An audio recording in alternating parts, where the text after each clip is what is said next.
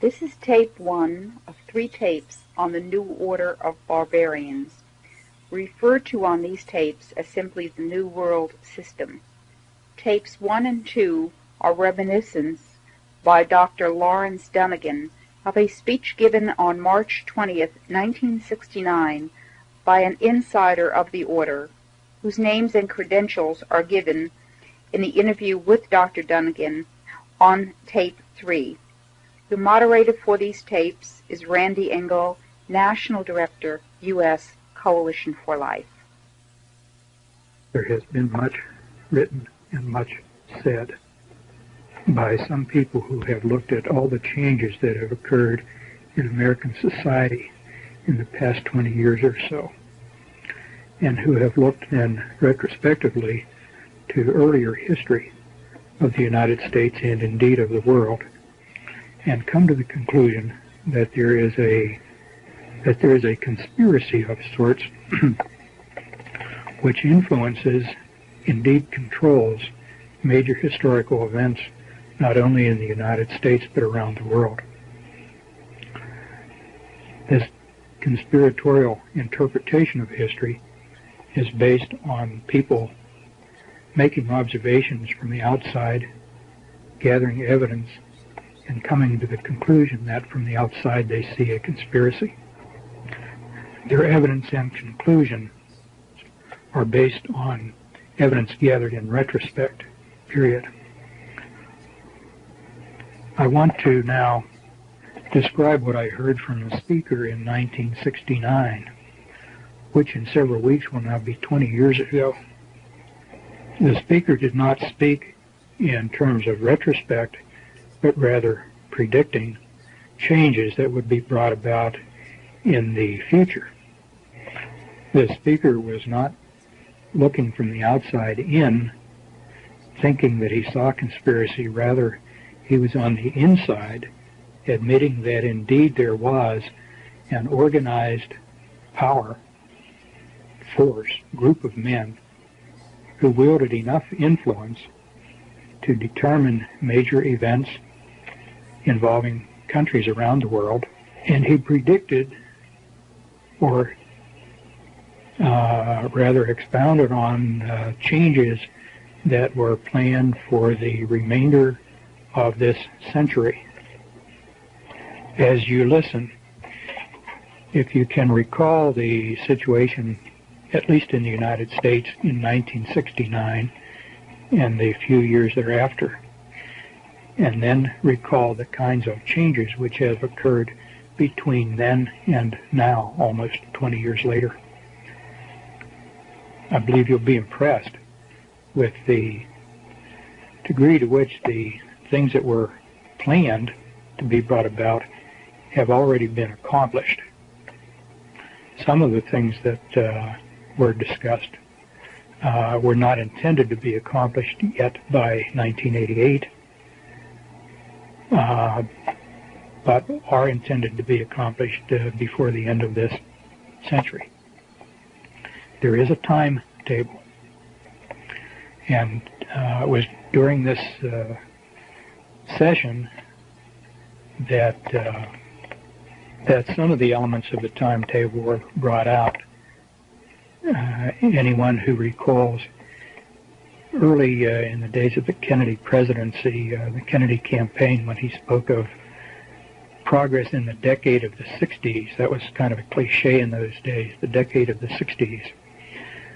Well, by 1969, our speaker was talking about the decade of the 70s, the decade of the 80s, and the decade of the 90s.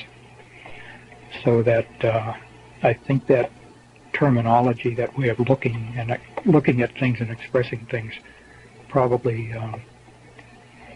all comes from the same source. Prior to that time, I don't remember anybody saying the decade of the 40s and the decade of the 50s. So I think this overall plan and timetable had taken important shape with more predictability to those who control it sometime in the late 50s. That's speculation on my part. In any event, the speaker said that His purpose was to tell us about changes which would be brought about in the next 30 years or so that an entirely new worldwide system would be in operation before the turn of the century. As he put it, we plan to enter the 21st century with a running start. He said as we listened to what he was about to present, he said, "Some of you will think I'm talking about communism. Well, what I'm talking about is much bigger than communism." At that time, he indicated there is much more cooperation between East and West than most people realize. In his introductory remarks, he commented that he was free to speak at this time. He would not have been able to say what he was about to say even a few years earlier, but he was free to speak at this time because now, and I'm quoting here, "Everything is in place and nobody can stop us now." That's the end of that quotation.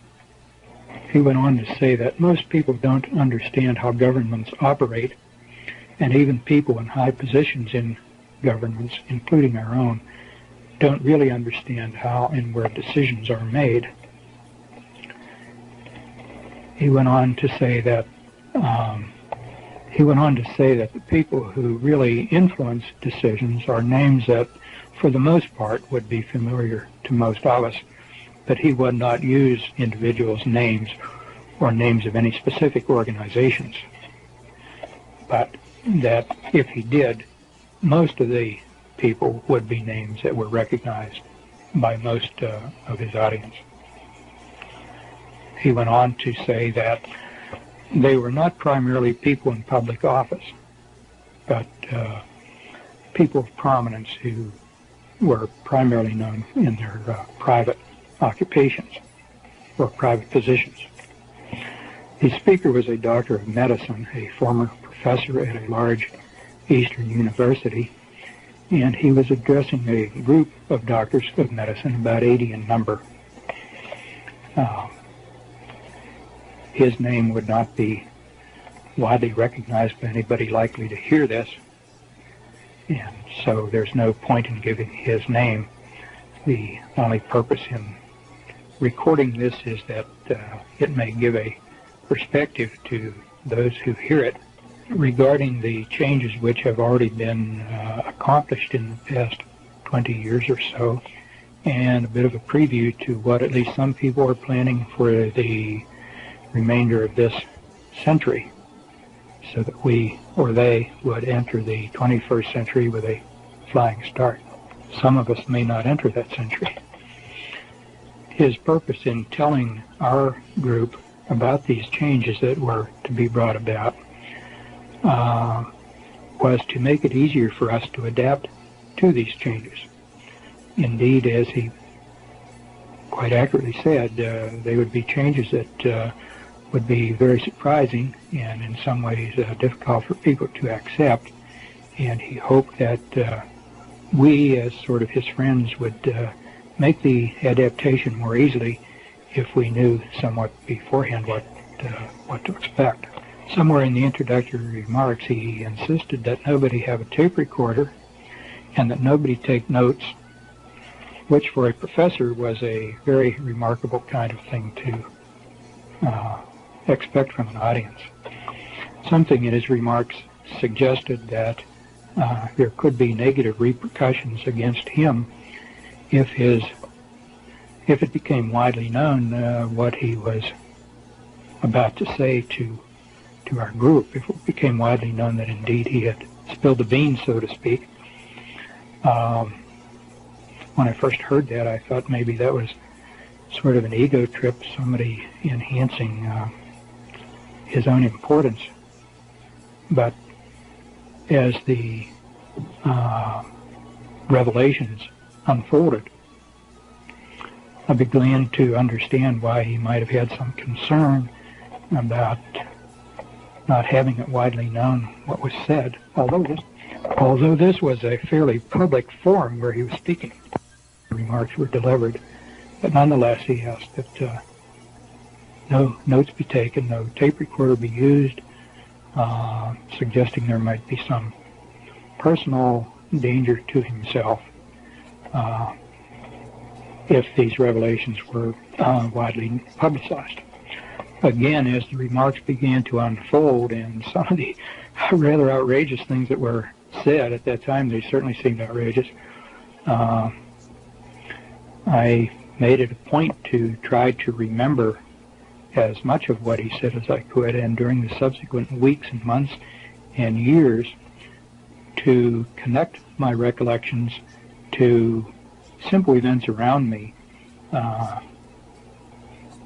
both to aid my memory for the future in case I wanted to do what I'm doing now, record this, and also to try to maintain a perspective on what would be developing if indeed it followed the predicted pattern, which it has. At this point, so that I don't forget to include it later, I'll just include some statements that were made from time to time throughout the presentation, just having a general bearing on the whole presentation. One of the statements was having to do with change. People get used, the statement was, people will have to get used to the idea of change. So used to change that they'll be expecting change. Nothing will be permanent. This often came out in the context of a society of where people seem to have no roots or moorings, but would be passively willing to accept change simply because that was all they had ever known. This was sort of in contrast to generations of people up until this time, where certain things you expect to be and remain in place as reference points for your life. So change was to be brought about, change was to be anticipated and expected and accepted, no questions asked. Another comment that was made from time to time during the presentation was, people are too trusting. People don't ask the right questions. Sometimes being too trusting was equated with being too dumb.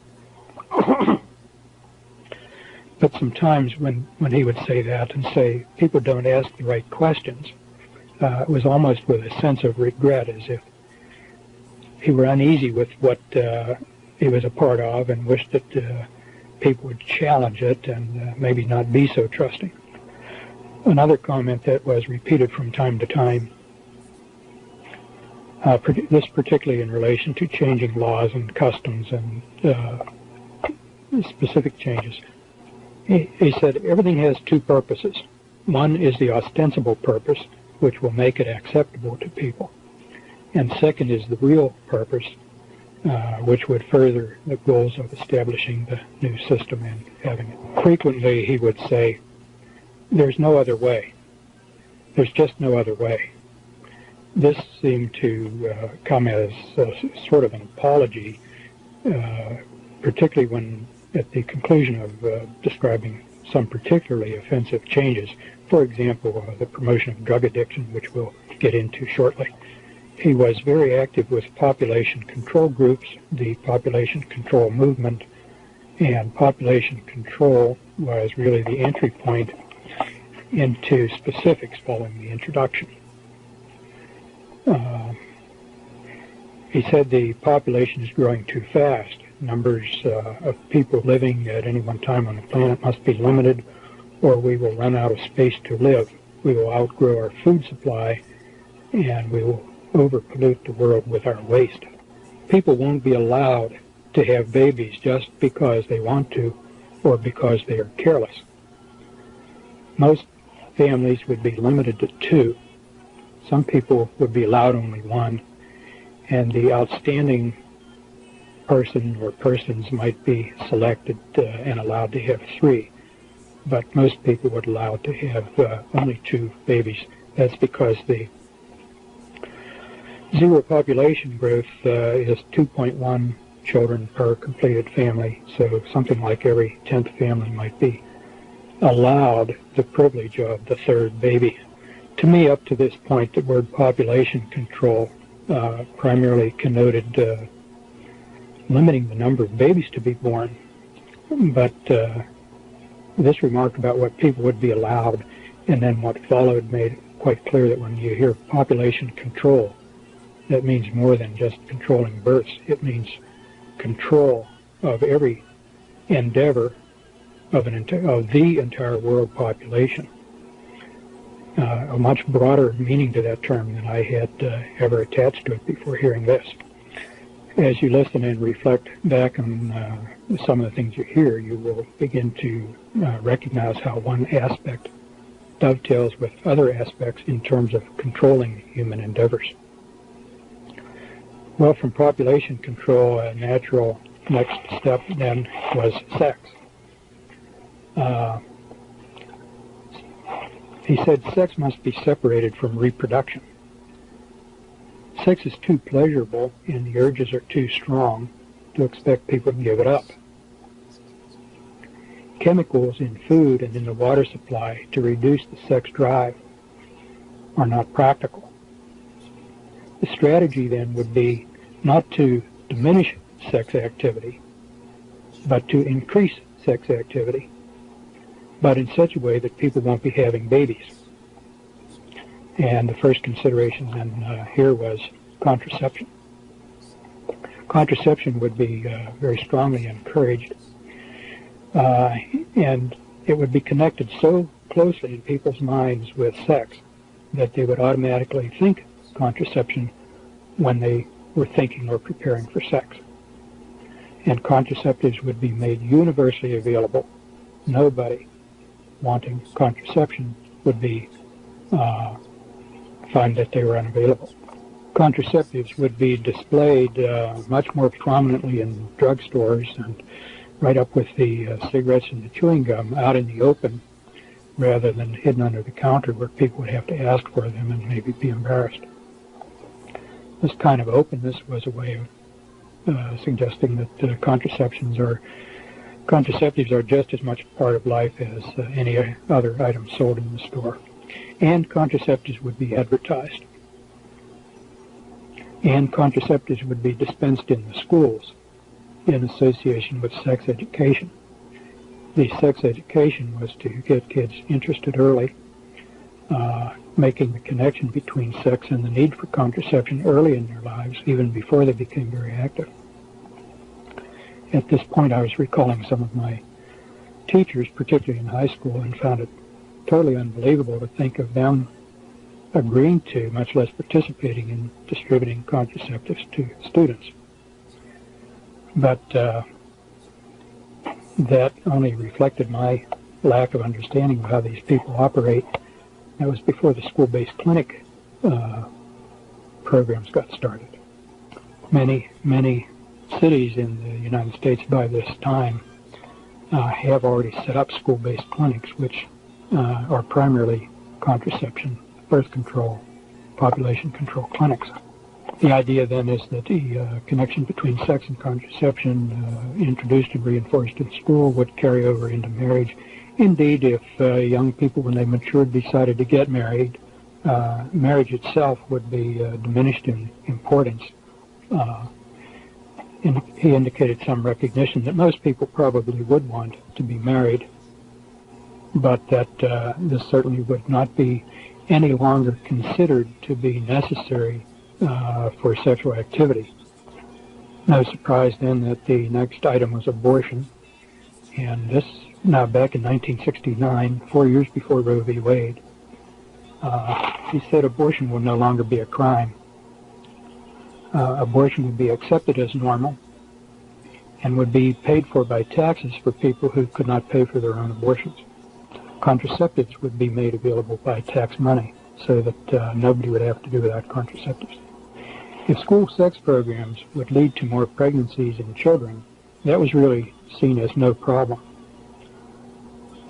Parents who think they are opposed to abortion on moral or religious grounds will change their minds when it is their own child who is pregnant. So this will help overcome opposition to abortion. Before long, only a few diehards will still refuse to see abortion as acceptable, and they won't matter anymore.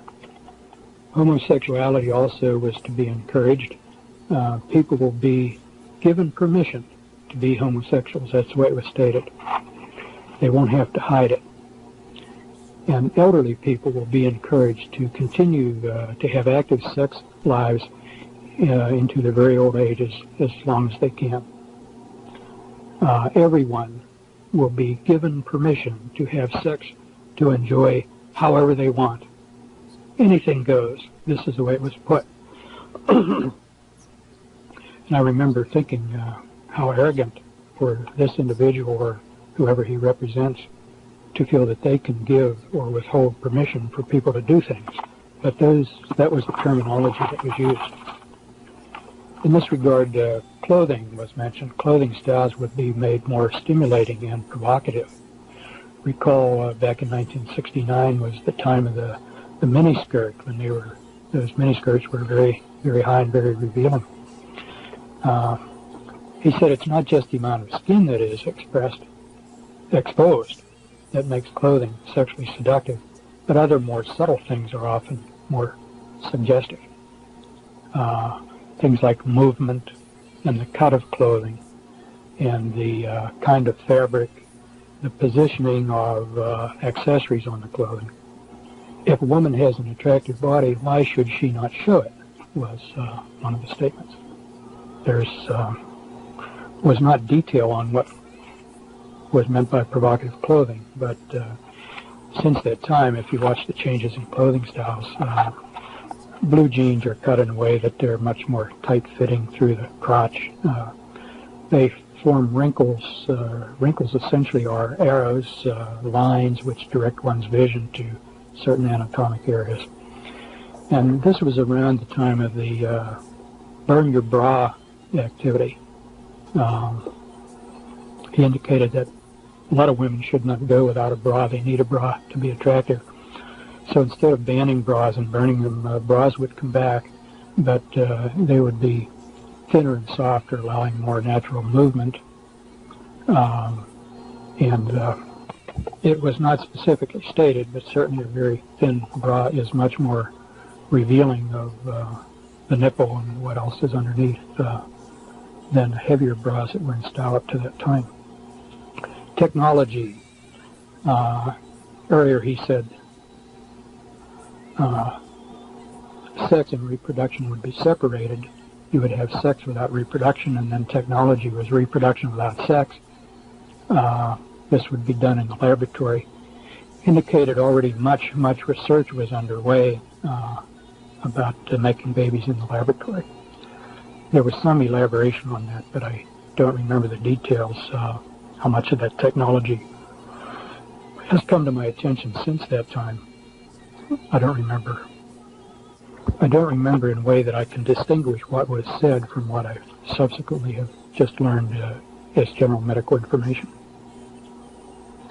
Families. Families would be limited in size. We already alluded to not being allowed more than 2 children. Divorce would be made easier and more prevalent. Most people who marry will marry more than once. More people will not marry. Unmarried people would stay in hotels and even live together. That would be very common. Nobody would even ask questions about it. It would be widely accepted as no different from married people being together. More women will work outside the home. More men will be transferred to other cities in their jobs. More men would travel into work. Therefore, it would be harder for families to stay together. This would tend to make the marriage relationship less stable, and therefore tend to make people less willing to have babies. And the extended family would be smaller and more remote. Travel would be easier, less expensive for a while, so that people who did have to travel would feel that they could get back to their families, not that they were abruptly being made remote from their families. But one of the net effects of easier divorce laws, combined with the promotion of travel and transferring families from one city to another, was to create instability in the families. If both husband and wife are working and one partner gets transferred, the other one may not be easily transferred. So one either gives up his or her job and stays behind while the other leaves, or else gives up the job and risks not finding employment in the new location. Rather diabolical approach to this whole thing. Euthanasia. Everybody has a right to live only so long. The old are no longer useful. They become a burden. You should be ready to accept death. Most people are. An arbitrary age limit could be established. After all, you have a right to only so many steak dinners, so many orgasms, and so many good pleasures in life. And after you've had enough of them, and you're no longer productive in working and contributing, then you should be ready to step aside for the next generation. Some things that would help people realize that they had lived long enough. He mentioned several of these. I don't remember them all. Here are a few. The use of very pale printing ink on forms that people necessary to fill out, so that older people wouldn't be able to read the pale ink as easily and would need to go to younger people for help. Automobile traffic patterns. There would be more high-speed traffic lanes, traffic patterns that older people would, with their slower reflexes, would have trouble dealing with, and thus tend to lose some of their independence.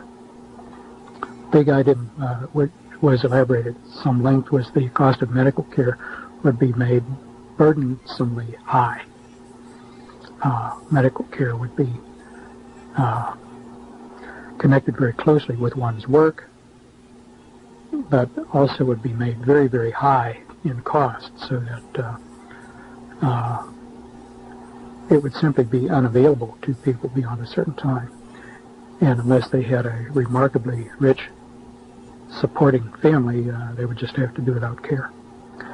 And the idea was that if everybody sees enough what a burden it is on the young to try to maintain the old people, then the young would become agreeable to helping mom and dad along the way, provided that this was done humanely and with dignity. And then the example was there could be like a nice farewell party, a real celebration. Mom and dad had done a good job. And then after the party's over, take the demise pill. The next topic is medicine. There would be profound changes in the practice of medicine. Overall, medicine would be much more tightly controlled. The observation was made, Congress is not going to go along with national health insurance that in 1969 he said is now abundantly evident, but it's not necessary. We have other ways to control health care. These will come about more gradually, but all health care delivery would come under tight control. Medical care would be closely connected to work. If you don't work or can't work, you won't have access to medical care. The days of hospitals giving away free care would gradually wind down until that was virtually non-existent. Costs would be forced up so that people won't be able to afford to go without insurance. People pay. You pay for it, you're entitled to it. It was only subsequently that I began to realize the extent to which you would not be paying for it. Your medical care would be paid for by others, and therefore you would gratefully accept on bended knee what was offered to you as a privilege. Your role being responsible for your own care would be diminished. As an aside here, this is not something that was developed at that time. I didn't understand at the time. But as an aside, the way this works, everybody's made dependent on insurance. And if you don't have insurance and you pay directly, the cost of your care is enormous. The insurance company, however, paying for your care does not pay that same amount. If you are charged, say, $600 for the use of an operating room, the insurance company does not pay $600 on your part. They pay $300 or $400. And that differential in billing has the desired effect.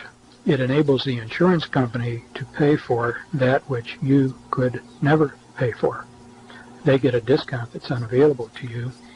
When you see your bill, you're grateful that the insurance company can do that, and in this way you are dependent and virtually required to have insurance.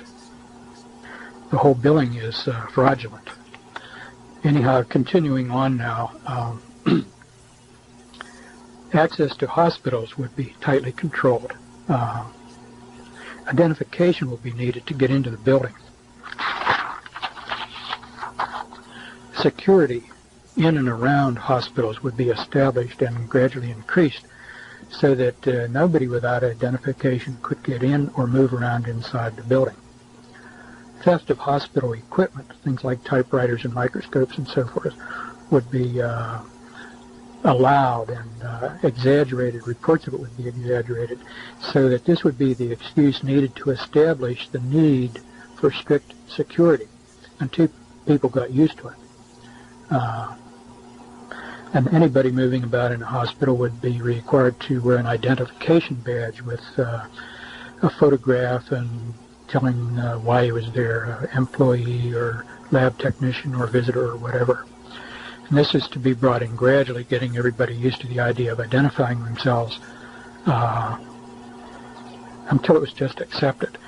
This need for ID to move about would start in small ways, hospitals, some businesses, but gradually expand to include everybody in all places. It was observed that hospitals can be used to confine people for the treatment of criminals. This did not mean necessarily medical treatment. At that time, I did not know the word psycho prison, as in the Soviet Union, but without trying to recall all the details, basically he was describing the use of hospitals both for treating the sick and for confinement of criminals for reasons other than the medical well-being of the criminal. Definition of criminal was not given. The image of the doctor would change. No longer would he be seen as an individual professional in service to individual patients, but the doctor would be gradually recognized as a highly skilled technician, and his job would change. The job is to include things like executions by lethal injection. The image of the doctor as being a powerful, independent person would have to be changed. And he went on to say, doctors that make entirely too much money, they should advertise like any other product. Lawyers would be advertising too. Keep in mind this was an audience of doctors being addressed by a doctor, and it was interesting that he would make some rather insulting statements to his audience without fear of antagonizing us. The solo practitioner would become a thing of the past. A few diehards might try to hold out, but most doctors would be employed by an institution of one kind or another. Group practice would be encouraged, corporations would be encouraged, and then once the corporate image of medical care, as this gradually became more and more acceptable, doctors would more and more become employees rather than independent contractors. And along with that, of course, unstated but necessary, is the employee serves his employer, not his patient. So that's, and we've already seen quite a lot of that in the last 20 years, and apparently more on the horizon. The term HMO was not used at that time, but as you look at HMOs, you see this is the way that medical care is being taken over since the national health insurance approach did not get through the Congress. A few diehard doctors may try to make a go of it remaining in solo practice, remaining independent, which parenthetically is me. But they would suffer great loss of income. They'd be able to scrape by maybe, but never really live comfortably as those who were willing to become employees of the system. Ultimately, there would be no room at all for the solo practitioner after the system is entrenched. Next heading to talk about is health and disease. He said there would be new diseases to appear, which had not ever been seen before, would be very difficult to diagnose and be untreatable, at least for a long time. No elaboration was made on this, but I remember not long after hearing this presentation, when I had a puzzling diagnosis to make, I would be wondering, is this what he was talking about? Is this a case of what he was talking about? Some years later, as AIDS ultimately developed, I think AIDS was at least one example of what he was talking about. I now think that AIDS probably is a manufactured disease. Cancer. He said we can cure almost every cancer right now. Information is on file in the Rockefeller Institute if it's ever decided that it should be released. But consider, if people stopped dying of cancer, how rapidly we would become overpopulated. You may as well die of cancer as something else. Efforts at cancer treatment would be geared more toward comfort than toward cure. There was some statement that ultimately the cancer cures which were being hidden in the Rockefeller Institute would come to light because independent researchers might bring them out despite these efforts to suppress them. But at least for the time being, letting people die of cancer was a good thing to do because it would slow down the problem of overpopulation. Another very interesting thing was heart attacks. He said, there is now a way to simulate a real heart attack. It can be used as a means of assassination. Only a very skilled pathologist who knew exactly what to look for at an autopsy could distinguish this from the real thing. I thought that was a very surprising and shocking thing to hear from this particular man at that particular time. This and the business of the cancer cure really still stand out sharply in my memory because they were so shocking and at that time seemed to me out of character. He then went on to talk about nutrition and exercise, sort of in the same framework.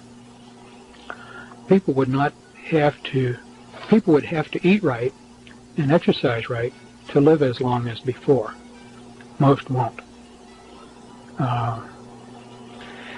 This in the connection of nutrition, there was no specific statement that I can recall as to particular nutrients that would be either inadequate or in excess. In retrospect, I tend to think he meant high salt diets and high fat diets would predispose toward high blood pressure and premature arteriosclerotic heart disease, and that if people were too dumb or too lazy to exercise as they should, then their circulating fats would go up and predispose to disease. And he said something about diet information about proper diet would be widely available, but most people, particularly stupid people who had no right to continue living anyway, they would ignore the advice and just go on and eat what was convenient and tasted good. There were some other unpleasant things said about food. I just can't recall what they were, but I do remember of having reflections about wanting to plant a garden in the backyard to get around whatever these contaminated foods would be. I regret I don't remember the details, the rest of this about nutrition and hazardous nutrition. With regard to exercise, he went on to say that more people would be exercising more, especially running, because everybody can run. You don't need any special equipment or place. You can run wherever you are. As he put it, people will be running all over the place. And in this vein, he pointed out how supply produces demand, and this was in reference to athletic clothing and equipment, as this would be made more widely available and glamorized, particularly as regards running shoes. This would stimulate people to develop an interest in running, and as part of a whole sort of public propaganda campaign, people would be encouraged then to buy the attractive sports equipment and to get into exercise. Again, Well, in connection with nutrition, he also mentioned that public eating places would rapidly increase, that this had a connection with the family, too. As more and more people ate out, eating at home would become less important. People would be less dependent on their kitchens at home. And then this also connected to convenience foods being made widely available. Things like you could pop into the microwave. Whole meals would be available prefixed. And of course we've now seen this in some pretty good ones. But this whole different approach to eating out and to previously prepared meals being eaten in the home was predicted at the time to be brought about convenience foods. And the convenience foods, though, would be part of the hazard. Anybody who was lazy enough to want the convenience foods rather than fixing his own also better be energetic enough to exercise, because if he was too lazy to exercise and too lazy to fix his own food, then he didn't deserve to live very long. This was all presented as sort of a moral judgment about people and what they should do with their energies. People who are smart, who would learn about nutrition, and who are disciplined enough to eat right and exercise right are better people and are the kind you want to live longer. Somewhere along in here there was also something about accelerating the onset of puberty, and this was said in connection with health, and later in connection with education, and connected to accelerating the process of evolutionary change. There was a statement that we think we can push evolution faster and in the direction we want it to go. I remember this only as a general statement. I don't recall if any details were given beyond that. Another area of discussion was religion. This is an avowed atheist speaking. And he said, religion is not necessarily bad. A lot of people seem to need religion with its mysteries and rituals, so they will have religion. But the major religions of today have to be changed because they are not compatible with the changes to come. The old religions will have to go, especially Christianity. Once the Roman Catholic Church is brought down, the rest of Christianity will follow easily. Then a new religion can be accepted for use all over the world. It will incorporate something from all of the old ones to make it more easy for people to accept it and feel at home in it. Most people won't be too concerned with religion. They will realize that they don't need it. In order to do this, the Bible will be changed. It will be rewritten to fit the new religion.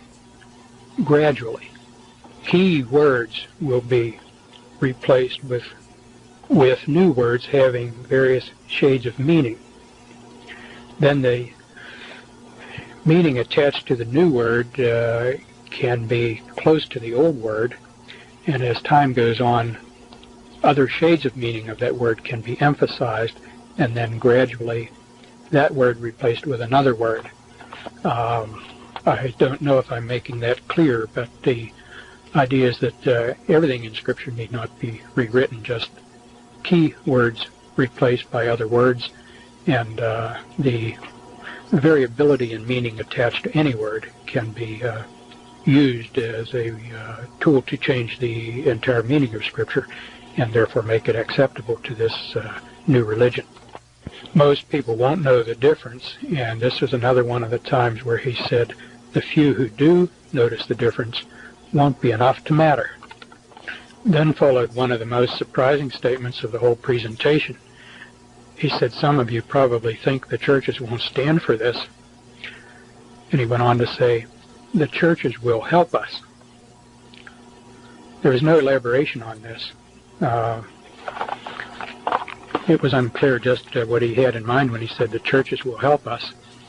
In retrospect, I think some of us now can understand what he might have meant at that time. I recall then only of thinking, no, they won't, and remembering our Lord's words where he said to Peter, thou art Peter, and upon this rock I will build my church, and the gates of hell will not prevail against it. So Yes, some people in the churches might help, and in the subsequent 20 years we've seen how some people in churches have helped. But we also know that our Lord's words will stand, and the gates of hell will not prevail. Another area of discussion was education, and one of the things in connection with education that I remember connecting with what he said about religion was, in addition to changing the Bible, he said that classics in literature would be changed. I seem to recall Mark Twain's writings was given as one example. But he said the casual reader reading a revised version of a classic would never even suspect there was any change, and somebody would have to go through word by word to even recognize that any change was made in these classics. The changes would be so subtle, but the changes would be such as to promote the acceptability of the new system. As regards education, he indicated that kids would spend more time in schools, but in many schools they wouldn't learn anything. They'll learn some things, but not as much as formerly. Better schools in better areas with better people, their kids will learn more. In the better schools, learning would be accelerated. And this was another time where he said, we think we can push evolution. By pushing kids to learn more, he seemed to be suggesting that their brains would evolve and that their offspring then would evolve, sort of pushing evolution in where kids would learn and be more intelligent at a younger age, as if this pushing would alter their physiology. Overall, schooling would be prolonged. This meant prolonged throughout the school year. I'm not sure what he said about a long school day. I do remember he said that school was planned to go all summer, that the summer school vacation would become a thing of the past, not only for schools but for other reasons. People would begin to think of vacation times year-round, not just in the summer.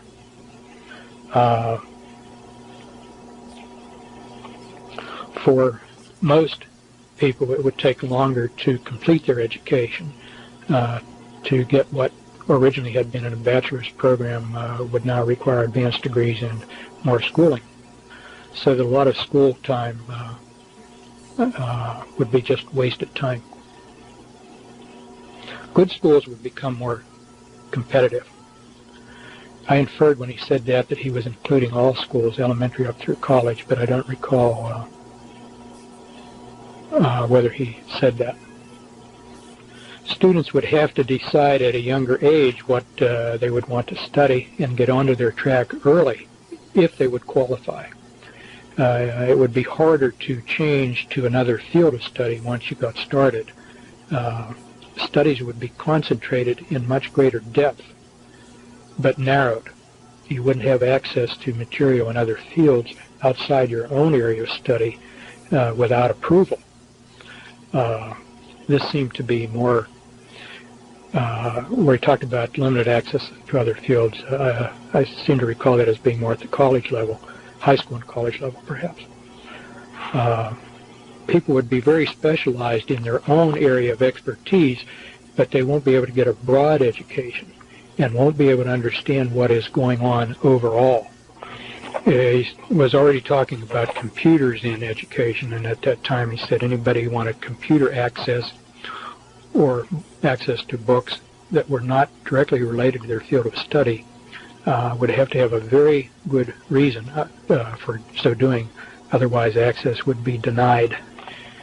Another angle was that the schools would become more important in people's overall life.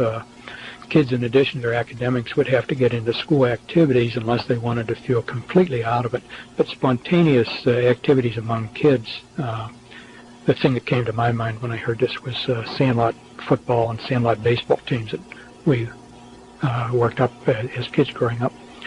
I said to kids wanting any activities outside of school would be almost forced to get them through the school. There would be few opportunities outside. Now, the pressures of the accelerated academic program and accelerated demands where kids would feel they had to be part of something, one or another athletic club or some school activity. These pressures he recognized would cause some students to burn out. He said the smartest ones will learn how to cope with the pressures and to survive. There will be some help available to students in handling stress, but the unfit won't be able to make it. They will then move on to other things. In this connection, and later on in the connection with drug abuse and alcohol abuse, indicated that psychiatric services to help would be increased dramatically. In all the pushing for achievement, it was recognized that many people would need help, and the people worth keeping around would be able to accept and benefit from that help and still be super achievers. Those who could not would fall by the wayside and therefore were sort of dispensable, expendable, I guess is the word I want. Education would be lifelong. Adults would be going to school. There will always be new information that adults must have to keep up. When you can't keep up anymore, you're too old. This was another way of letting older people know that the time had come for them to move on and take the demise pill. If you got too tired to keep up with your education, you got too old to learn new information, then this was a signal you begin to prepare to get ready to step aside. In addition to revising the classics, which I alluded to a while ago with revising the Bible, he said some books would just disappear from libraries. This was in the vein that some books contain information or contain ideas that should not be kept around, and therefore those books would disappear. I don't remember exactly if he said how this was to be accomplished, but I seem to recall carrying away the idea that this would include thefts, that certain people would be designated to go to certain libraries and pick up certain books and just get rid of them. Not necessarily as a matter of policy, just simply steal it. Further down the line, not everybody will be allowed to own books, and some books nobody will be allowed to own. Another area of discussion was laws that would be changed. At that time, a lot of states had blue laws about Sunday sales and certain Sunday activities. They said the blue laws would all be repealed. Gambling laws would be repealed or relaxed so that gambling would be increased. Indicated then that governments would get into gambling. We've had a lot of state lotteries pop up around the country since then, and at the time we were already being told that would be the case. Why should all that gambling money be kept in private hands when the state could benefit from it, was the rationale behind it. But people should be able to gamble if they want to, so it would become a civil activity rather than a private or illegal activity. Bankruptcy laws would be changed. I don't remember the details, but just that they would be, and I know subsequent to that time they have been. Antitrust laws would be changed or be interpreted differently, or both. In connection with the changing antitrust laws, there was some statement that, in a sense, competition would be increased, but this would be increased competition within otherwise controlled circumstances. So it's not a free competition. I recall having the impression that it was like competition, but within members of a club. There would be nobody outside the club who would be able to compete.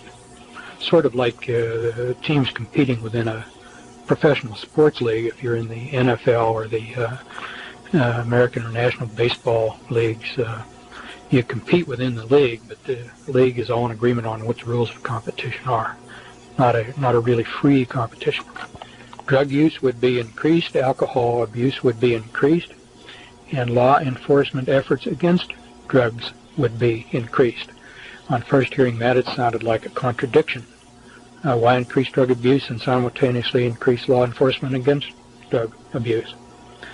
But the idea is that in part the increased availability of drugs would provide a sort of law of the jungle whereby the weak and the unfit would be selected out.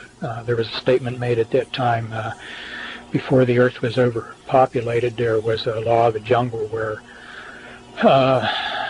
only the fittest survived. You had to be able to protect yourself against the elements and wild animals and disease, and if you were fit, you survived. But now that we've become so civilized, we're over-civilized, and the unfit are able to survive only at the expense of those who are more fit. And the abuse of drugs then would restore, in a certain sense, the law of the jungle and selection of the fittest for survival. News about drug abuse and law enforcement efforts would tend to keep drugs in the public consciousness and would also tend to reduce this unwarranted American complacency that the world is a safe place and a nice place. The same thing would happen with alcohol. Alcohol abuse would be both promoted and demoted at the same time. The vulnerable and the weak would respond to the promotions and therefore use and abuse more alcohol. Drunk driving would become more of a problem, and strict rules about driving under the influence would be established so that more and more people would lose their privilege to drive. This also had connection with something we'll get to later about overall restrictions on travel. Not everybody should be free to travel the way they do now in the United States. People don't have a need to travel that way. It's a privilege, was kind of the high-handed way it was put. Again, much more in the way of psychological services would be made available to help those who got hooked on drugs and alcohol. The idea being that in order to promote this drug and alcohol abuse, to screen out some of the unfit, people who otherwise are pretty good also would be subject to getting hooked. And if they were really worth their salt, they would have enough sense to seek psychological counseling and to benefit from it. So this was presented as sort of a redeeming value on the part of the planners. It was as if he were saying, you think we're bad in promoting these evil things, but look how nice we are. We're also providing a way out. More jails would be needed. Hospitals could serve as jails. Some new hospital construction would be designed so as to make them adaptable to jail-like use. This is tape number 2 on the New Order of Barbarians. Change. Nothing is permanent. Streets would be rerouted, renamed. Areas you had not seen in a while then would become unfamiliar. Among other things, this would contribute to older people feeling that it was time to move on. People would feel they couldn't even keep up now with the changes in areas that were once familiar. Vacant buildings would be left to stand empty and to deteriorate, and streets would be allowed to deteriorate in certain localities. The purpose of this was to provide the jungle, the depressed atmosphere for the unfit. Somewhere in this same connection he mentioned buildings and bridges would be made so that they would collapse after a while. There would be more accidents involving airplanes and railroads and automobiles. All of this to contribute to the feeling of insecurity, that nothing was safe. Not too long after this presentation, and I think one or two even before, in the area where I live, we had some newly constructed bridge to break, another newly constructed bridge defect discovered before it broke, and I remember reading just scattered incidents around the country where shopping malls would fall in right where they were filled with shoppers. And I remember that one of the shopping malls in our area, first building I'd ever been in where you could feel this vibration throughout the entire building when there were a lot of people in there. And I remember wondering at that time whether this shopping mall was one of the buildings he was talking about. Talking to construction people and architects about it, they'd say, oh no, that's good. Building vibrate like that, that means it's flexible and not rigid. Well, maybe so. We'll wait and see. Other areas, though, would be well maintained. Not every part of the city would be slummed. There would be the created slums and other areas well maintained. Those people able to leave the slum for better areas then would learn to better appreciate the importance of human accomplishment. This meant that if they left the jungle and came to civilization, so to speak, they could be proud of their own accomplishments, that they made it.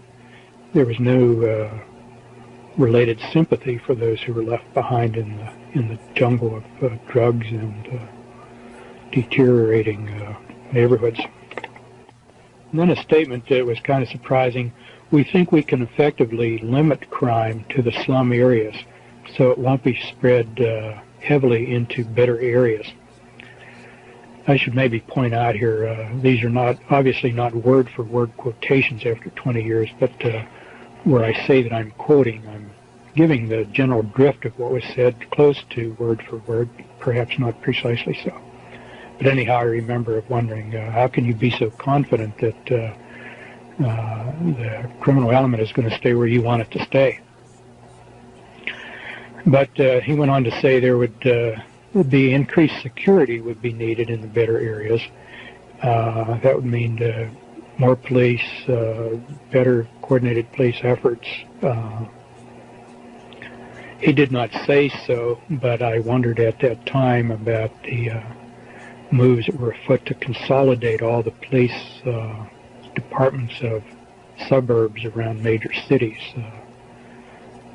I think the John Birch Society was one who was saying, support your local police, don't let them be consolidated. And I remember wondering if that was one of the things he had in mind about security. It was not explicitly stated. But anyhow, he went on to say there would be a whole new industry of residential security systems to develop, with alarms and locks and alarms going into the police department so that people could protect their wealth and their well-being. Because some of the criminal activity would spill out of the slums into better, more affluent-looking areas that looked like they'd be worth burglarizing. But, and again, it was stated like as a redeeming quality. See, we're generating all this more crime, but look how good we are. We're also generating the means for you to protect yourself against the crime. Sort of repeated thing throughout this presentation was the recognized evil, and then the self-forgiveness, saying, well, see, we've given you a way out. American industry came under discussion. It was the first that I'd heard of the term global interdependence, or that notion. The stated plan was that different parts of the world would be assigned different roles of industry and commerce in a unified global system. The continued preeminence of the United States and the relative independence and self-sufficiency of the United States would have to be changed. This was one of the several times where he said, in order to create a new structure, you first have to tear down the old. And American industry was one example of that. Our system would have to be curtailed in order to give other countries a chance to build their industries, because otherwise they would not be able to compete against the United States. And this was especially true of our heavy industries that would be cut back while the same industries were being developed in other countries, notably Japan. And at this point there was some discussion of steel, and particularly automobiles. I remember saying that automobiles would be imported from Japan on a equal footing with our own domestically produced automobiles, but the Japanese product would be better. Things would be made so they would break and fall apart. That is in the United States. So that people would tend to prefer the imported variety, and this would give a bit of a boost to foreign competitors one example was Japanese. In 1969, Japanese automobiles, if they were sold here at all, I don't remember, but they certainly weren't very popular. But the idea was you would get a little bit disgusted with your Ford, GM, or Chrysler product or whatever, because little things like window handles would fall off more and plastic parts would break that, had they been made of metal, would hold up. Your patriotism about buying American would soon give way to practicality that if you bought Japanese or German or imported, that it would last longer and you'd be better off. Patriotism would go down the drain then. There was mention elsewhere of things being made to fall apart too. One of the, I don't remember specific items that, if they were even stated other than automobiles, but I do recall having the impression, sort of in my imagination, of a surgeon having something fall apart in his hands in the operating room at a critical time. Was he including this sort of thing in his discussion? But somewhere in this discussion about things being made deliberately defective and unreliable, not only was to tear down patriotism, but to be just a little source of irritation to people who would use such things. Again, the idea that you not feel terribly secure, promoting the notion that the world isn't a terribly reliable place. The United States was to be kept strong in information, communications, high technology, education, and agriculture. The United States was seen as continuing to be sort of the keystone of this global system, but heavy industry would be transported out. One of the comments made about heavy industry was we had had enough environmental damage from smokestacks and industrial waste, and some of the other people could put up with that for a while. This again was supposed to be a redeeming quality for Americans to accept. You took away our industry, but you saved our environment. So we really didn't lose anything. And along this line, there were talks, there was then discussion about people losing their jobs as a result of industry and opportunities for retraining, and particularly population shifts would be brought about. This is sort of an aside, but I think I'll explore the aside before I forget it more. Population shifts were to be brought about so that people would be tending to move into the Sun Belt.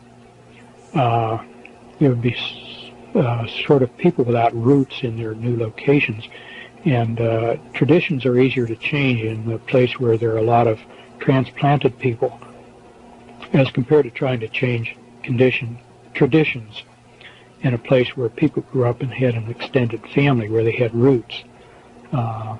Things like new medical care systems, if you pick up from Northeast Industrial City and you transplant yourself to the South, Sun Belt, or Southwest, you'll be more accepting of whatever kind of, for example, controlled medical care you find there than you would accept a change in the medical care system where you had roots and the support of your family. Also in this vein, it was mentioned that he used the plural personal pronoun we. We take control first of the port cities, New York, San Francisco, Seattle. The idea being that this is a piece of strategy, the idea being that if you control the port cities with your philosophy and your way of life, the heartland in between has to yield. I can't elaborate more on that, but it is interesting that if you look around the most liberal areas in the country, and progressively so are the seacoast cities, the heartland, the Midwest, does seem to have maintained its conservatism. But as you take away industry and jobs and relocate people, then this is a strategy to break down conservatism. When you take away industry and people are unemployed and poor, they will accept whatever change seems to offer them survival, and their morals and their commitment to things will all give way to survival. That's not my philosophy, that's the speaker's philosophy. Anyhow, going back to industry, some heavy industry would remain just enough to maintain sort of a seed bit of industrial skills, which could be expanded if the plan didn't work out as it was intended, so that the country would not be devoid of assets and skills.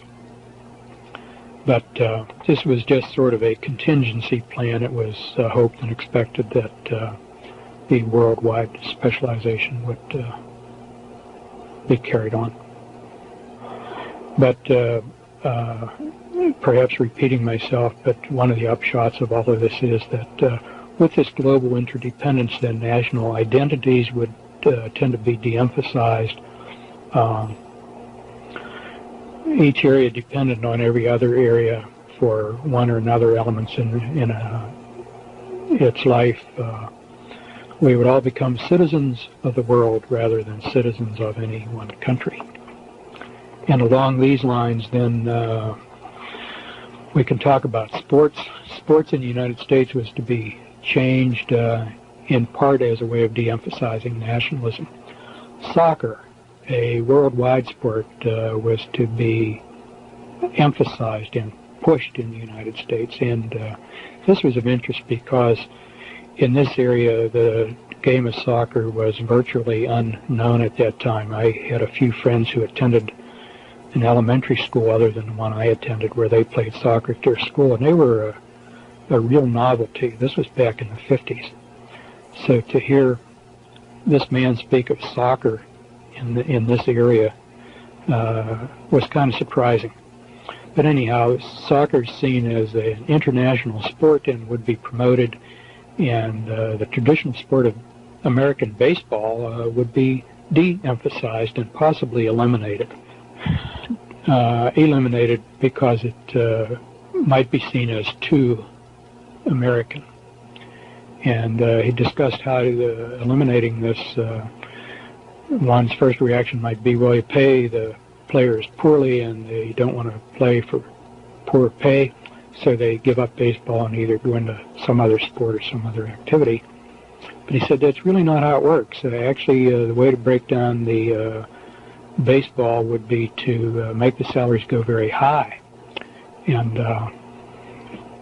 the idea behind this was that as the salaries got ridiculously high, there would be a certain amount of discontent and antagonism as people resented athletes being paid so much, and the athletes would begin more and more to resent among themselves what other players were paid, and would tend to abandon the sport. And these high salaries then also could break the owners and alienate the fans. And then the fans would support soccer, and the baseball fields could be used as soccer fields. Wasn't said definitely this would have to happen, but if the international flavor didn't come around rapidly enough, this could be done. There was some comment along the same lines about football, although I seem to recall he said football would be harder to dismantle because it was so widely in the colleges as well as the professional leagues, and would be harder to tear down. And there was something also about the violence in football that met a psychological need that was perceived, and people have a need for this vicarious violence, and so football, for that reason, might be left around to meet that vicarious need. Same thing true with hockey. Hockey had more of an international flavor and would be emphasized. There was some foreseeable international competition about hockey and particularly soccer. At that time, hockey was international between the United States and Canada. I was kind of surprised because I thought the speaker just never impressed me as being at all a hockey fan, and I am. But and it turns out he was not. He just knew about the game and what it would do to this changing sports program.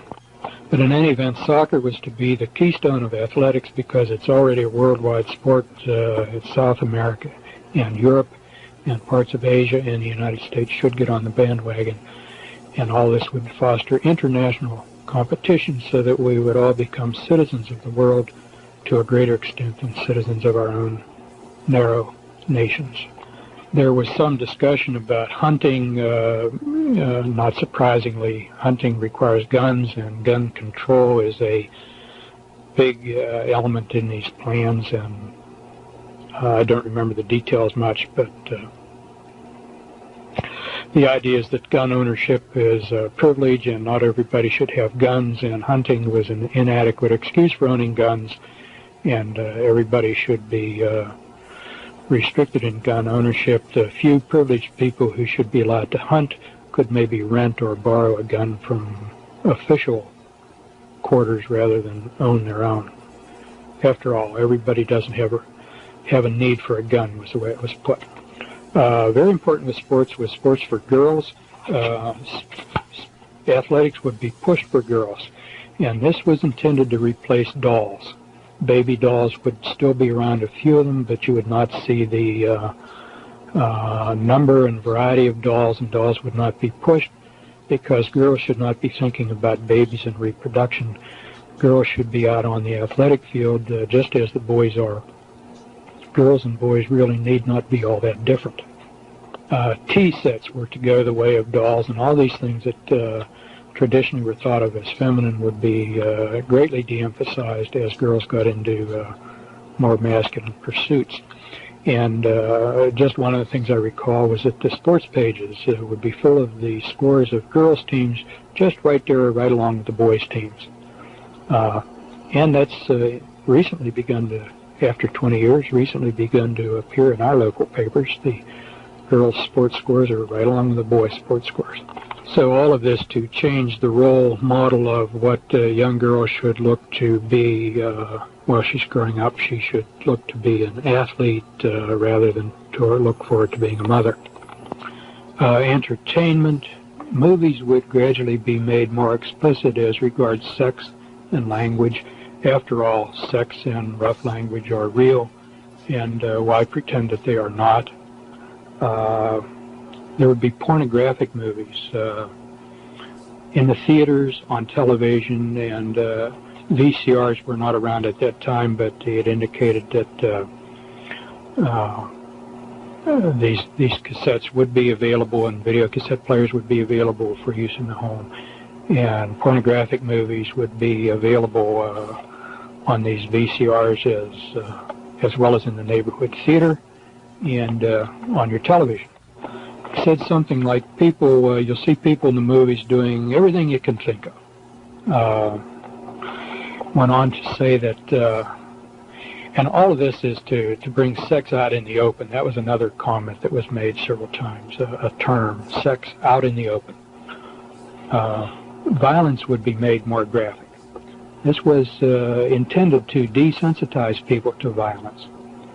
There might need to be a time when people would witness real violence and be a part of it. Later on it'll become clear where this is headed.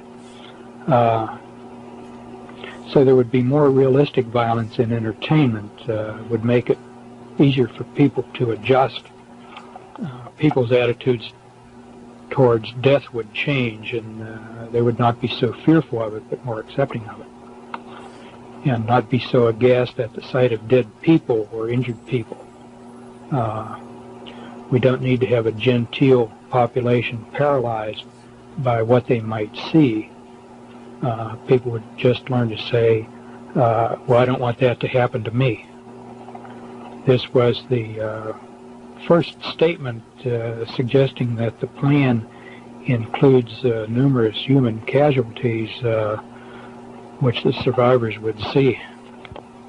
This particular aspect of the presentation came back in my memory very sharply a few years later when a movie about the Lone Ranger came out, and I took my very young son to see it, and early in the movie were some very violent scenes. One the victim's shot in the forehead, and there was sort of a splat where the bullet entered his forehead and some blood, and I remember regretting that I took my son, and remember of feeling anger toward the doctor who spoke. Not that he made the movie, but he agreed to be part of this movement, and I was repelled by the movie, and it brought back this aspect of his presentation very sharply in my memory.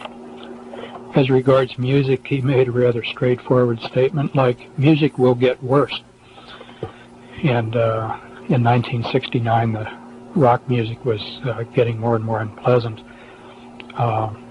It was interesting that just his word, the way he expressed it, it would get worse, acknowledging that it was already bad. Lyrics would become more openly sexual. No new sugary romantic music would be publicized like that which had been written before that time. All the old music would be brought back on certain radio stations and records for older people to hear. And older folks would have sort of their own radio stations to hear. And the younger people, their music, as it got worse and worse, would be on their stations, and he seemed to indicate that one group would not hear the other group's music.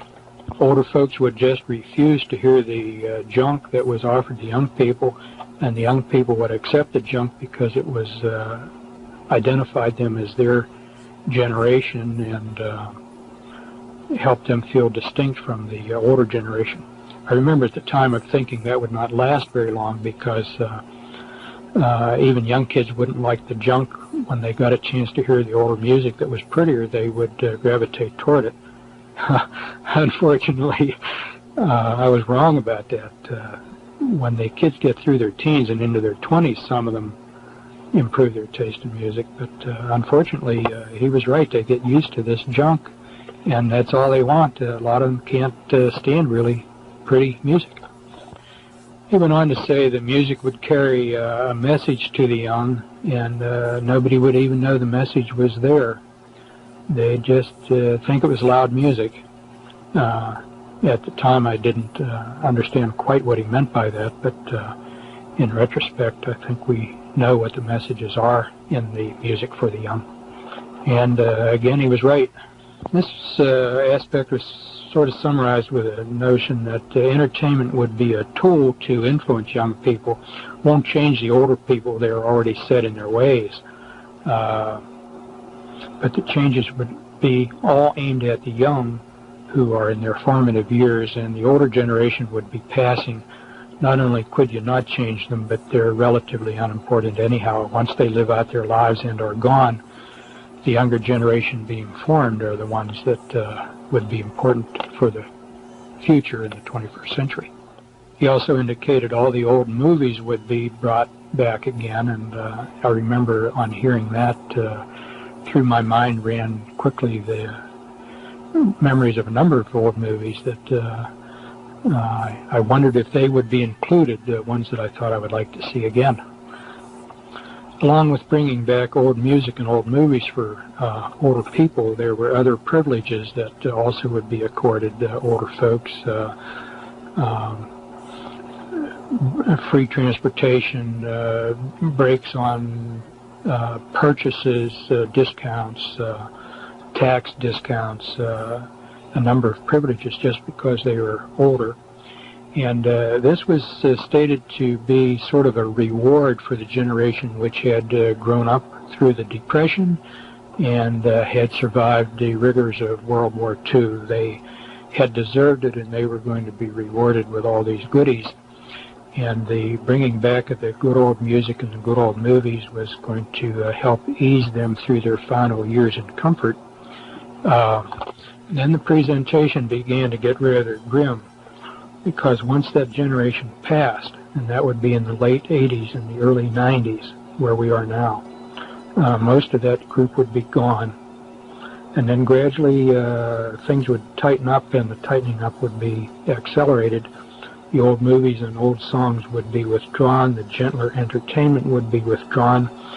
Travel instead of being easy for old folks, travel then would become very restricted. People would need permission to travel, and they would need a good reason to travel. If you didn't have a good reason for your travel, you would not be allowed to travel. Everyone would need ID. This would at first be an ID card you would carry on your person, and you must show when you're asked for it. It was already planned that later on some sort of device would be developed to be implanted under the skin that would be coded specifically to identify the individual. This would eliminate the possibility of false ID and also eliminate the possibility of people saying, well, I lost my ID.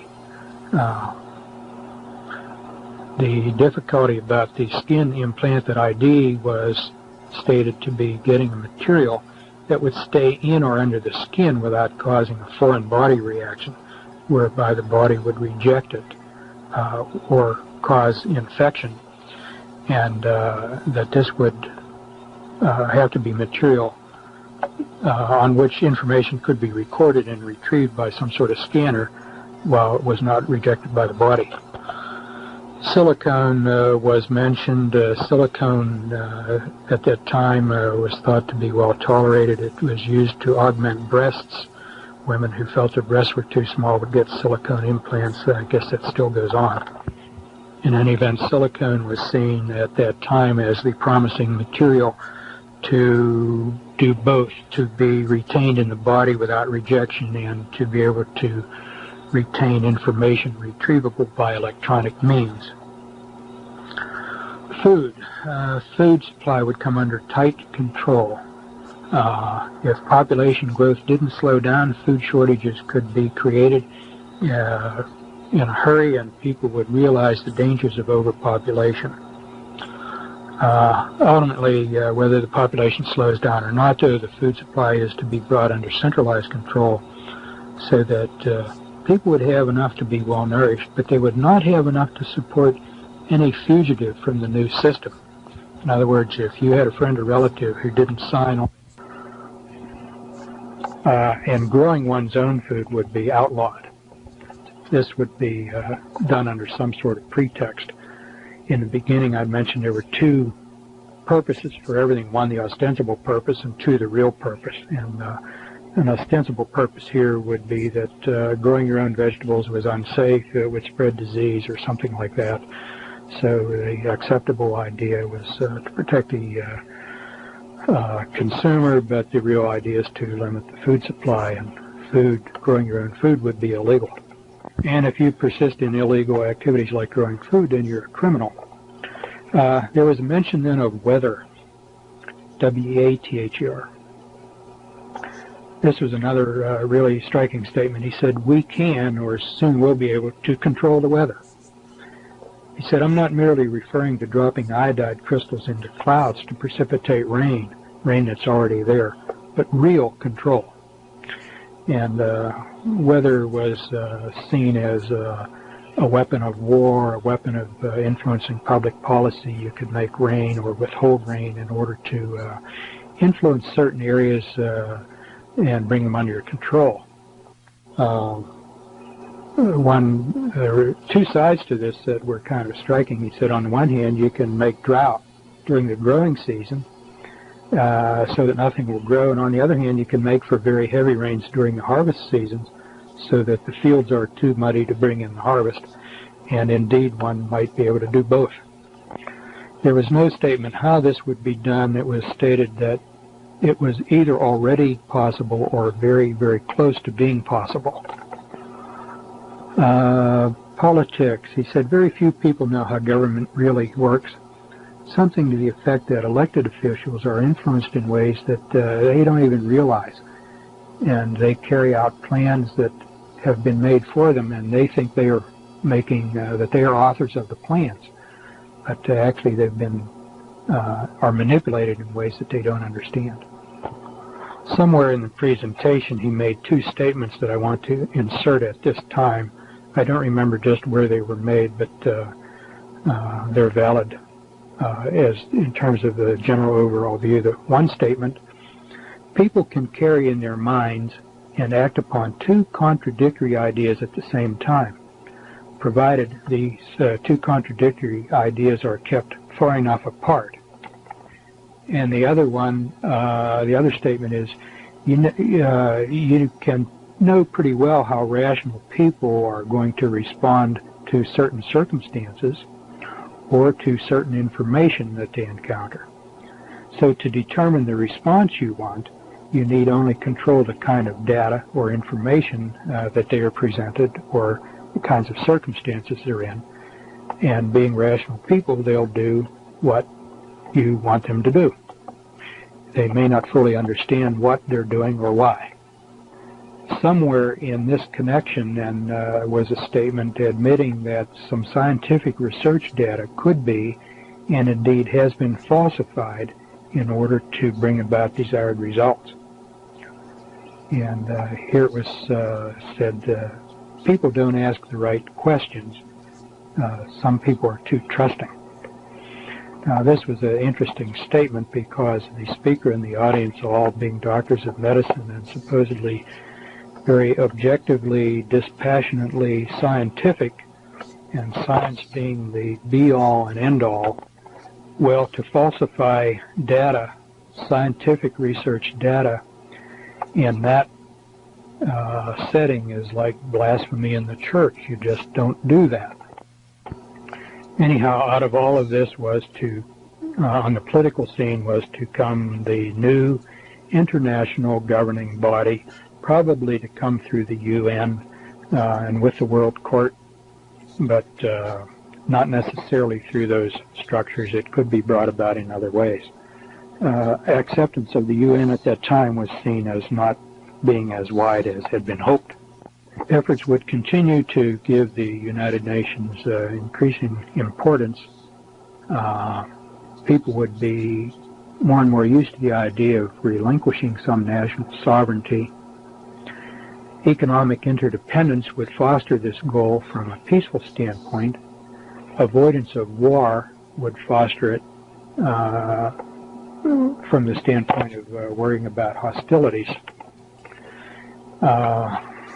It was recognized that doing it peaceably was better than doing it by war. It was stated at this point that war is obsolete.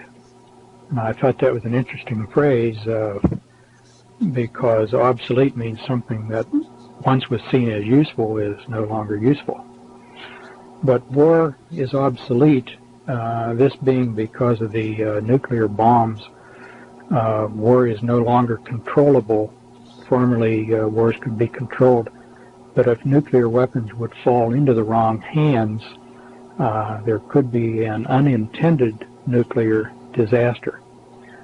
It was not stated who the wrong hands are. We were free to infer that maybe this meant terrorists, but in more recent years I'm wondering whether the wrong hands might also include people that we've assumed have had nuclear weapons all along. Maybe they don't have them. Just as it was stated that industry would be preserved in the United States a little bit, just in case the worldwide plans didn't work out, just in case some country or some other powerful person decided to bolt from the pack and go his own way. One wonders whether this might also be true with nuclear weapons. When you hear that he said they might fall into the wrong hands, there was some statement that the possession of nuclear weapons has been tightly controlled, sort of implying that anybody who had nuclear weapons was intended to have them. That would necessarily have included the Soviet Union, if indeed they have them. But I recall at the time of wondering, are you telling us or are you implying that that this country willingly gave nuclear weapons to the Soviets? At that time, that seemed like a terribly unthinkable thing to do, much less to admit. The leaders of the Soviet Union seemed to be so dependent on the West, though. One wonders whether there might have been some fear that they would try to assert independence if they indeed had these weapons. So, I don't know. It's something to speculate about, perhaps. Who did he mean when he said if these weapons fall into the wrong hands? Maybe just terrorists. We'll see. Anyhow, the new system would be brought in, if not by peaceful cooperation, everybody willingly yielding national sovereignty, then by bringing the nation to the brink of nuclear war. And everybody would be so fearful as hysteria was created about the possibility of nuclear war that there would be a strong public outcry to negotiate a peace, and people would willingly give up national sovereignty in order to achieve peace, and thereby this would bring in the new international political system. This was stated, and a very impressive thing to hear then, if there were too many people in the right places who resisted this, there might be a need to use one or two, possibly more nuclear weapons. As it was put, this would be possibly needed to convince people that we mean business. And that was followed with a statement that by the time one or two of those went off, then everybody, even the most reluctant, would yield. He said something about this negotiated peace would be very convincing.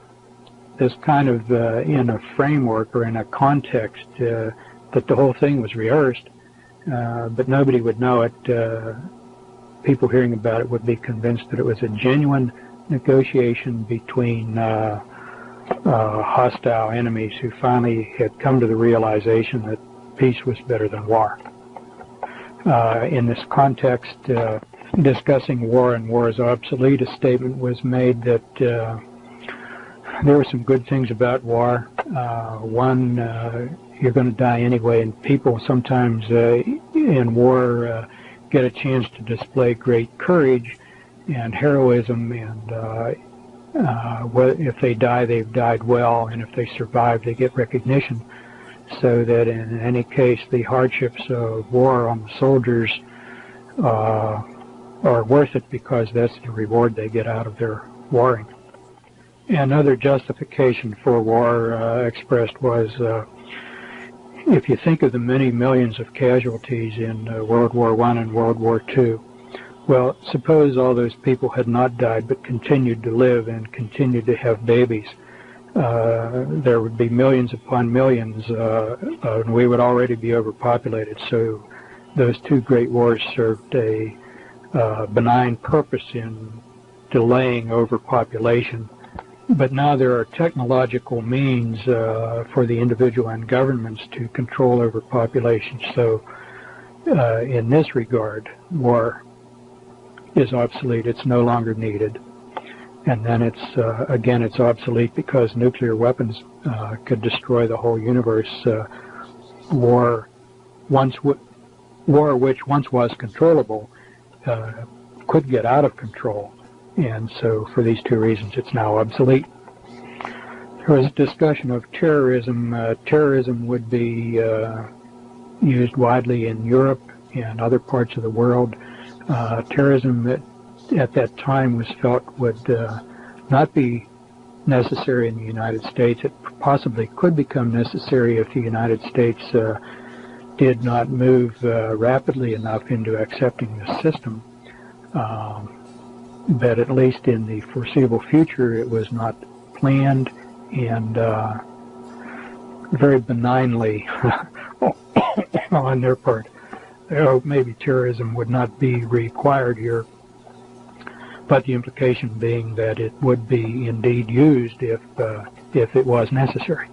Along with this came a little bit of a scolding that Americans have had it too good anyway, and just a little bit of terrorism would help convince Americans that the world indeed is a dangerous place, or it can be if we don't relinquish control to the proper authorities. There was discussion of money and banking. One statement was inflation is infinite. You can put an infinite number of zeros after any number and put the decimal points wherever you want. This is an indication that inflation is a tool of controllers. Money would become predominantly credit. It was already money is primarily a credit thing, but exchange of money would be not cash or palpable things, but electronic credit signals. People would carry money only in very small amounts for things like chewing gum and candy bars, just pocket sorts of things. Any purchase of any significant amount would be done electronically. Earnings would be electronically entered into your account. There would be a single banking system. It may have the appearance of being more than one, but ultimately, basically, it would be one single banking system. So that when you got paid, your pay would be entered for you into your account balance, and then when you purchased anything at the point of purchase, it would be deducted from your account balance, and you would actually carry nothing with you. Also, computer records can be kept of whatever it was you purchased, so that if you were purchasing too much of any particular item, some official wanted to know what you were doing with your money, they could go back and review your purchases and determine what it was you were buying.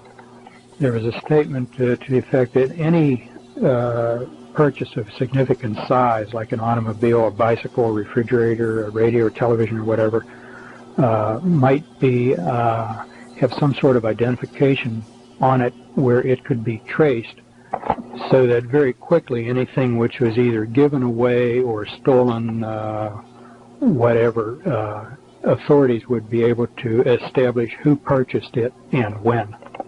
Computers would allow this to happen. The ability to save would be greatly curtailed. People would just not be able to save any considerable degree of wealth.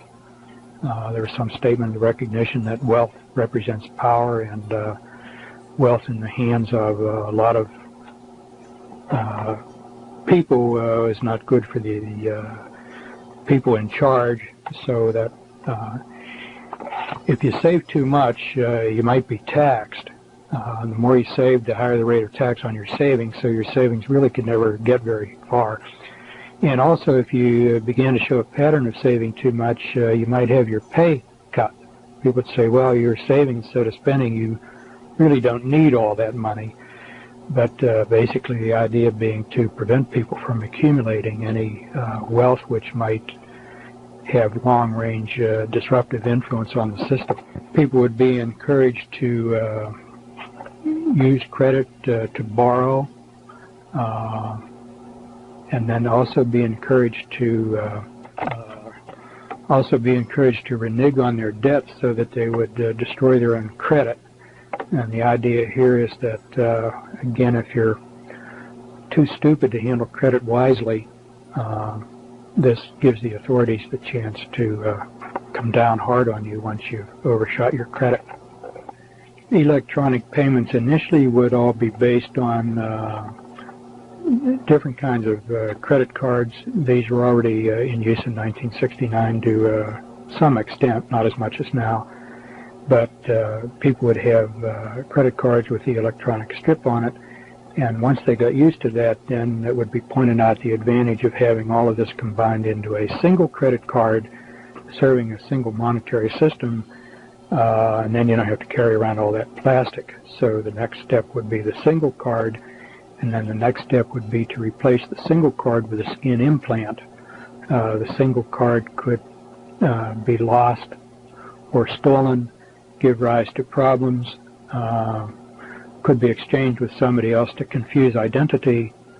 The skin implant, on the other hand, would be not losable or counterfeitable or transferable to another person, so you and your accounts would be identified without any possibility of error. And the skin implant, of course, would have to be put somewhere that was convenient to the scanner, for example, your right hand or your forehead. At that time when I heard this, I was unfamiliar with the statements in the book of Revelation. The speaker went on to say, now some of you people who read the Bible will attach significance to this, to the Bible, but he went on to disclaim any biblical significance at all. This is just common sense of how the system could work and should work, and there's no need to read any superstitious biblical principles into it. As I say, at the time I was not very familiar with the words of Revelation. Shortly after that I became familiar with them, and the significance of what he said really was striking. I'll never forget it. There was some mention also of implants that would lend themselves to surveillance by providing radio signals. This could be under the skin, or a dental implant put in like a filling, so that either fugitives or possibly every citizen could be identified by a certain frequency from his personal transmitter and could be located at any time or in any place by any authority who wanted to find him. This would be particularly useful if somebody broke out of prison. There was more discussion of personal surveillance. One thing was said, you'll be watching television and somebody will be watching you at the same time at a central monitoring station. Television sets would have a device to enable this. The TV set would not have to be on in order for this to be operative. Also, the television set can be used to monitor what you are watching. People can tell what you're watching on the TV and how you're reacting to what you're watching. You would not know that you were being watched while you were watching your television. How would we get people to accept these things into their homes? Well, people would buy them when they buy their own television. They won't know that they're on there at first. This was described as being by what we now know as cable TV to replace antenna TV. When you buy a TV set, this monitor would just be a part of the set, and most people would not have enough knowledge of electronics to know it's there in the beginning.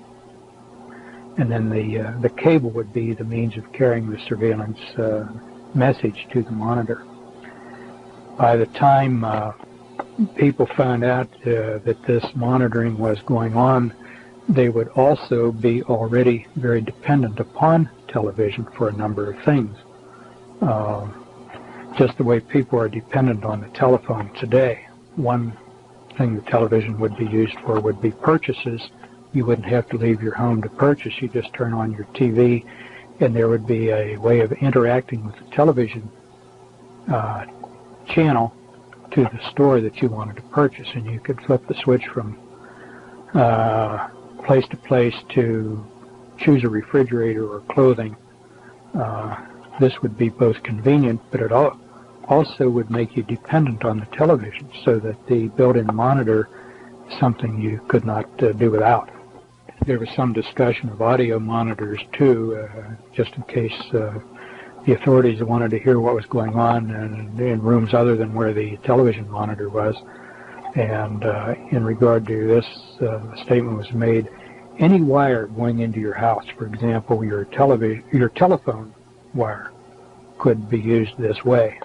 I remember this in particular because it was fairly near the end of the presentation, and as we were leaving the meeting place, I said something to one of my colleagues about going home and pulling all the wires out of the house, except that I knew I couldn't get by without the telephone. And the colleague I spoke to just seemed numb. To this day, I don't think he even remembers what we talked about or what we heard that time, because I've asked him. But at that time, he seemed stunned. Before all these changes would take place with electronic monitoring, it was mentioned that there would be service trucks all over the place working on the wires and putting in new cables. This is how people who were on the inside would know how things were progressing. Privately owned housing would become a thing of the past. Cost of housing and financing housing would gradually be made so high that most people couldn't afford it. people who already owned their houses would be allowed to keep them. But as years go by, it would be more and more difficult for young people to buy a house. Young people would more and more become renters, particularly in apartments or condominiums. More and more unsold houses would stand vacant. People just couldn't buy them.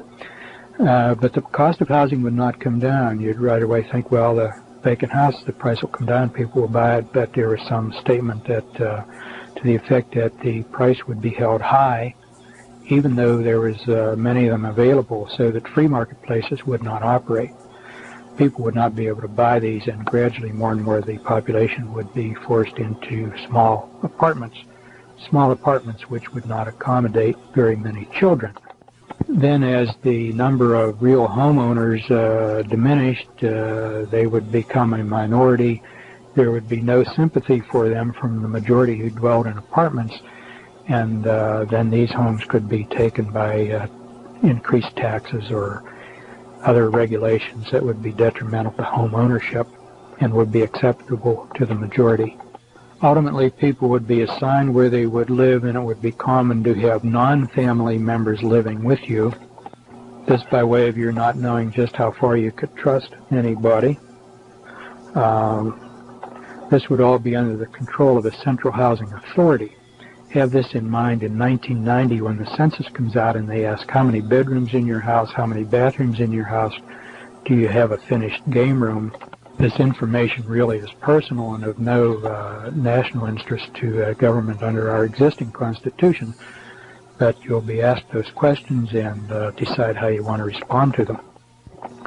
When the new system takes over, people will be expected to sign allegiance to it, indicating they don't have any reservations or holding back to the old system. There just won't be any room, he said, for people who won't go along.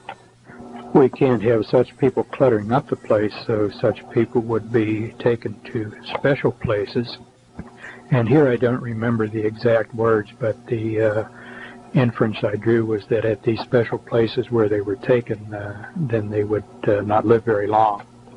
He may have said something like disposed of humanely, but I don't remember very precisely, just the impression that the system was not going to support them when they would not go along with the system. That would leave death as the only alternative. Somewhere in this vein, he said there would not be any martyrs. When I first heard that, I thought he meant that people would not be killed, but as the presentation developed, what he meant was they would not be killed in such a way or disposed of in such a way that they could serve as inspiration to other people, the way martyrs do. Rather, he said something like this, people will just disappear. Just a few additional items sort of thrown in here at the end, which I failed to include where they belong more appropriately. One, the bringing in of the new system, he said, probably would occur on a weekend in the winter. Everything would shut down on Friday evening, and Monday morning when everybody wakened, there would be an announcement made that the new system was in place. During the process of getting the United States ready for these changes, he commented everybody would be busier with less leisure time and less opportunity for people to really look about and see what was going on around them. Also, there would be more changes, more difficult to keep up as far as one's investments. Investment instruments would be changing, policies, interest rates changing, so that it would be a difficult job just to keep up with what you had already earned. Interesting about automobiles, it would look as though there were many, many varieties of automobiles, but when you looked very closely, there would be great duplication. It would be made to look different with chrome and wheel covers and this sort of thing, but looking closely, one would see that the same automobile was made by more than one manufacturer. This recently was brought home to me when I was in a parking lot and saw a small Ford, I forget the model, and a small Japanese automobile, which were identical, except for little things like the number of holes in the wheel cover and the chrome around the plate and the shape of the grille. But if you looked at the basic parts of the automobiles, they were identical. They just happened to be parked side by side where I was struck with this, and I was again reminded of what had been said many years ago.